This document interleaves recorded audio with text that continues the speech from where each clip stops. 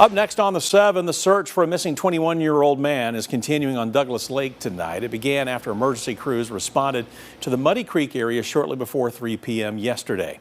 Now, according to the Jefferson County Sheriff's Office, the man jumped off a pontoon boat and never resurfaced. The man's mother has identified him as David Simanka. He's a very, very good swimmer.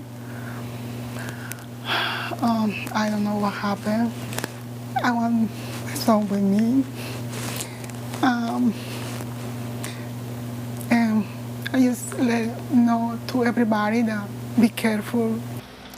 The Tennessee Wildlife Resources Agency is leading the search using sonar and underwater camera technology.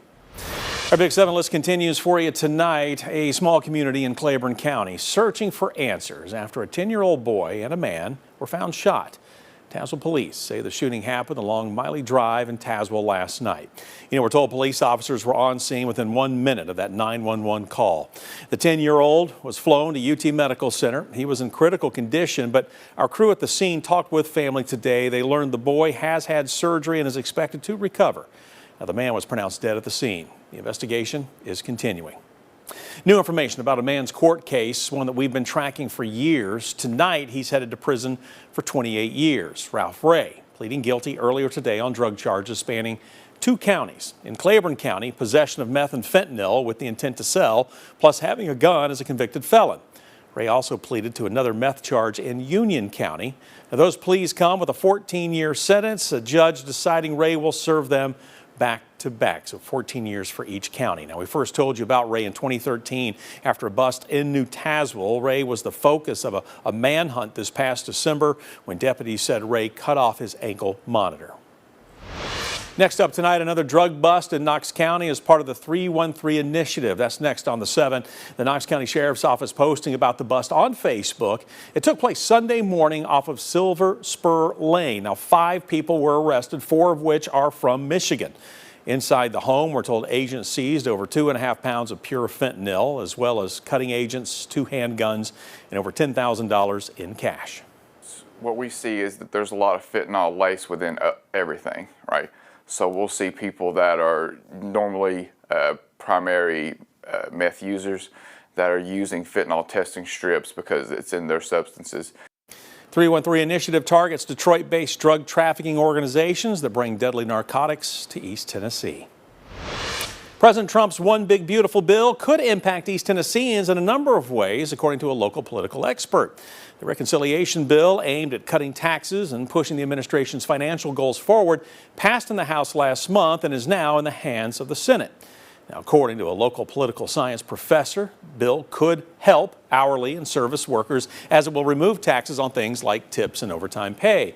While that could lead to more people taking home more money by the end of the year, he also tells us cuts and changes to federally funded programs like SNAP and Medicare could leave people scrambling to find health care or food. If Medicaid is cut, there's already estimates that are saying not just in Tennessee but nationwide, you could have literally well over 12 million people losing their Medicaid insurance nationally, including, I haven't heard the number in Tennessee, but I'm sure general guess tens of thousands of people either drastically reduce or losing their Medicaid funding. He goes on to tell us, despite the president's push to have this bill signed by the 4th of July, it could take a while for senators to settle on a vote. All right, we're helping you get a better understanding of the sales tax increase proposal potentially coming to voters' ballots here in Knoxville. City Council takes up the proposal for the first time tomorrow. Ahead of that, the city of Knoxville tonight rolling out a pitch to voters for why they should get on board with a half-cent sales tax hike. Mayor India Kincannon's office laying out a list of examples in a YouTube video. For example, the video shows a specific spot in District 1, a section of sidewalk that the city describes as a missing link along Young High Pike, where the sidewalk does not connect to the Chapman Highway intersection, which is nearby. Over in District 2, the video points out the busy road in front of West Hills Elementary as an example of making safety improvements around schools.